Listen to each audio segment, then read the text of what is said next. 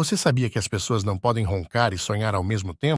Enquanto você mergulha no mundo dos sonhos, seu corpo entra em um estado de relaxamento profundo, silenciando os roncos. É como se o palco do sono desse lugar AES personagens dos seus sonhos, enquanto o ronco fica em segundo plano. Então, na próxima vez que você se encontrar em um mundo de maravilhas enquanto dorme, lembre-se, os roncos estão em silêncio, dando lugar às histórias que sua mente cria. O sono é realmente uma viagem única e silenciosa.